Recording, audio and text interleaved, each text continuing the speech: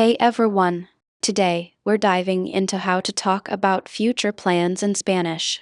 We're focusing on the infinitive structure, which is the simplest and most common way to say what you're going to do. Plus, we'll learn how to ask others about their plans. I'll share useful vocabulary, tips on pronunciation, and common pitfalls English speakers face. By the end, you'll feel good about chatting about your weekend plans and asking friends about theirs. Hola everyone! Welcome back. Let's quickly refresh our memories. Remember, Parque, means park, restaurante, is restaurant, escuela, is school. We also learned cerca, for near, lejos, for far, quiero, means I want, la cuenta, is the bill, and bebida, is a beverage. Great! Today, we'll be using these words as we build on what we already know. en la ciudad hay un parque grande. En la ciudad hay un parque grande. El restaurante está cerca de mi casa. El restaurante está cerca de mi casa. ¿Qué planes tienes para el fin de semana? ¿Qué planes tienes para el fin de semana? Voy a ir al cine con unos amigos. Voy a ir al cine con unos amigos. ¿Y vas a comer algo después? ¿Y vas a comer algo después? Let's break down what we just heard. Emily asked qué planes tienes para el fin de semana. What plans do you have for the weekend? The key phrase here is vas a hacer. This uses Ir a, plus the infinitive, hacer, which means to do, make. Remember, is in the present tense, vas for you. The structure ir a infinitive. is your key to talking about future plans. Now, James said voy a ir al cine, I'm going to the movies. Sí, creo que voy a comer pizza. Sí, creo que voy a comer pizza. Suena genial. Yo voy a estudiar. Suena genial. Yo voy a estudiar. Notice how James said she, creo que voy a comer pizza. Yeah, I think I'll have pizza. The phrase Creo que, means I think that. This adds some uncertainty, making the conversation sound more natural. Emily says definitively yo voy a estudiar, I'm going to study. Don't forget the subject pronoun yo if it's not clear from the context. A common mistake is omitting the after. Always remember, ir a, it's two words. ¿Vas a jugar a algo?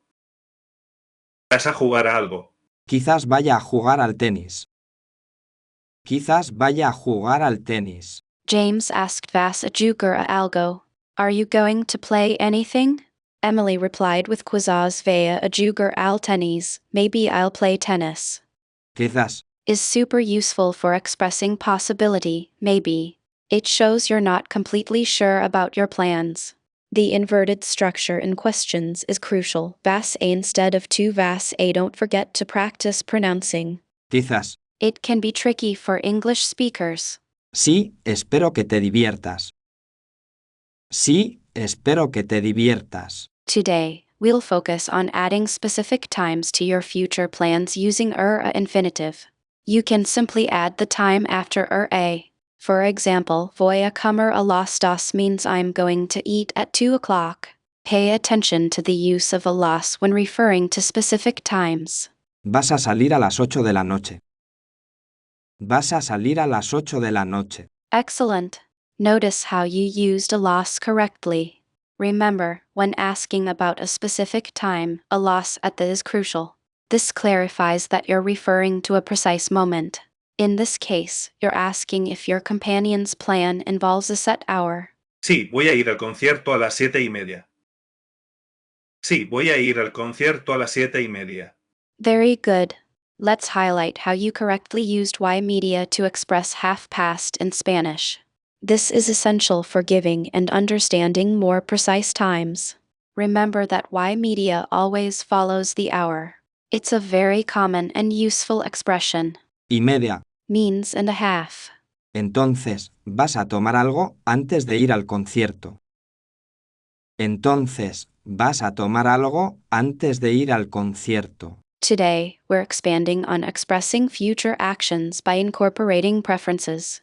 We'll learn how to say what you like to do using me gusta. This adds more detail and personality to your future plans, making your Spanish sound more natural and engaging. Remember, it's about combining future intentions with your interests. ¿Te gustaría ir al museo conmigo el sábado? ¿Te gustaría ir al museo conmigo el sábado? Excellent. Notice Anna used te gustaría, which is the conditional form of gustar. This makes the invitation more polite and less direct than simply saying te gusta.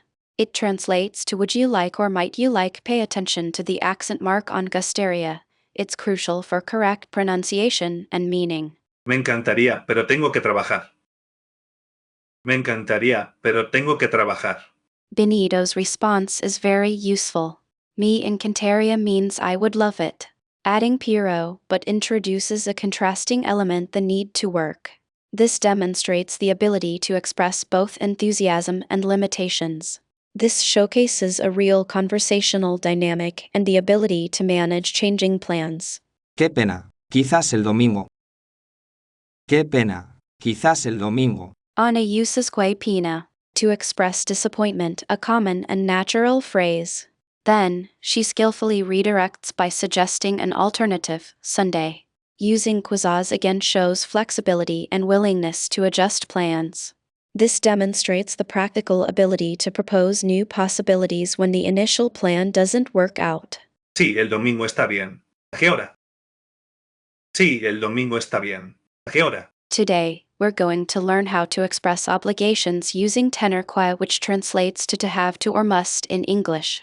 It's important for conveying necessities and requirements. Pay attention to how it changes the nuance compared to a, which indicates intentions, not strict obligations.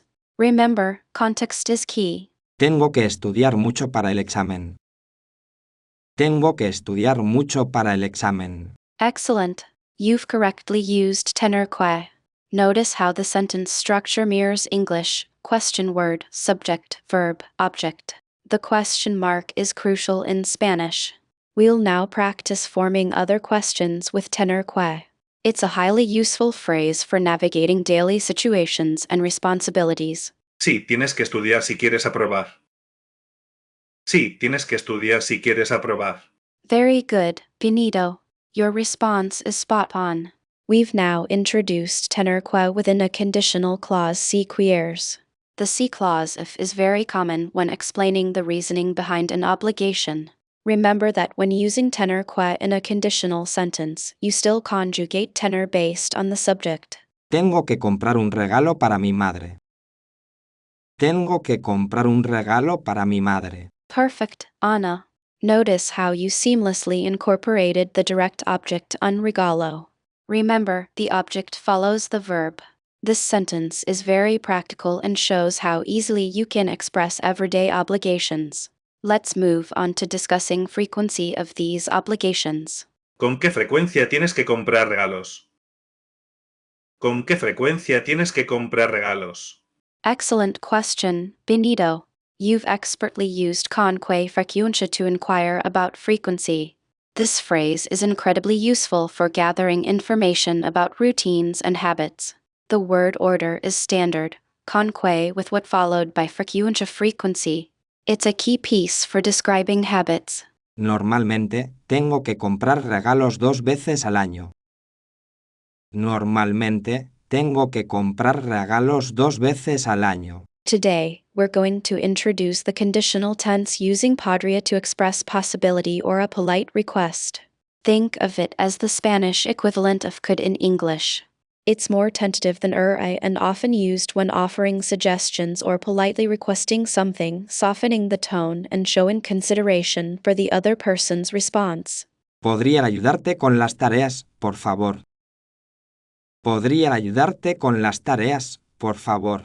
Excellent. Notice how podría makes the request feel more polite. It's not a demand, but rather an offer of assistance. The por favor further reinforces the courteousness.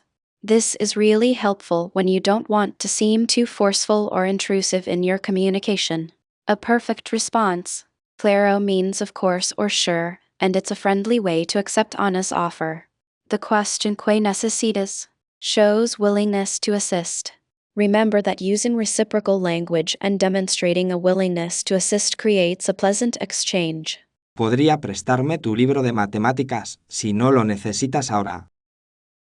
¿Podría prestarme tu libro de matemáticas si no lo necesitas ahora? This scene focuses on demonstrating how to express decisions you've already made using it already with infinitive. This implies a firm commitment to the plan.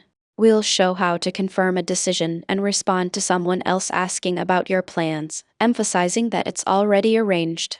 It's a step up in complexity from simply stating future intentions. Ya has decidido qué libro vas a comprar. Ya has decidido qué libro vas a comprar. Notice how Anna uses ya to indicate a decision that has been made. The verb decidir means to decide. The question form is important to understand. It's asking if a choice has already been finalized. It shows higher-level conversational control. Sí, ya voy a comprar este libro de historia. Sí, ya voy a comprar este libro de historia. Benito's response confirms Anna's question. The use of ya here solidifies the decision. Ya emphasizes it's not a tentative plan, he's committed. Pay attention to the placement of ya before the verb voy. This structure is crucial for conveying certainty. ¿Vas a leerlo este fin de semana o después? ¿Vas a leerlo este fin de semana o después? Anna now moves on to sequencing future actions related to the book. The question est fin de semana o después shows her interest in the timeline. This demonstrates understanding of how to embed future plans within other future plans, a vital conversational skill. Después is an essential word to know. Creo que voy a leerlo después de ir al cine. Creo que voy a leerlo después de ir al cine. Benito combines his plan of reading the book with another future activity, going to the cinema. He uses después de after to indicate the sequence of events. Note the continued use of infinitive to express the timing. This example showcases linking multiple activities together in the future. ¡Qué bien! Ya sabes qué vas a pedir en el cine. ¡Qué bien! Ya sabes qué vas a pedir en el cine. Voy a hacer ejercicio después. Voy a hacer ejercicio después. Anna's question continues the conversation, progressively probing for more details about Benito's future plans. It seamlessly links the discussion from reading to the cinema experience. The inclusion of Yasabes further reinforces the idea of established plans and knowledge. Asking follow-up questions is key to natural conversation. So, we've covered a lot. Remember the core structure. Ir a infinitive. You've also learned phrases like ¿Qué planes tienes? Creo que voy a. and. Quizás vaya a. Mastering these phrases will help you have more natural conversations about future plans. Don't forget to practice conjugating it's the foundation of what we learned today. Pay attention to the pronunciation of J and R to sound more fluent. For homework, write 5 sentences about what you're going to do next weekend using the infinitive structure. Also, ask a friend or family member about their plans using que planes tines para el fin de semana. If you can, record a short audio clip of the conversation. This will help reinforce your understanding and practice pronunciation. Buena suerte. Good luck. Remember, practice makes perfect. Using these phrases in everyday conversations is the best way to boost your fluency. Don't be afraid to make mistakes, that's part of the learning process. Keep practicing infinitive and explore other ways to discuss the future in Spanish. Hasta la próxima. Until next time. Let's quickly review our vocabulary. Means to go to and is used to express future actions. Hacer means to do, make, comer means to eat, salir means to go out, and jugar means to play.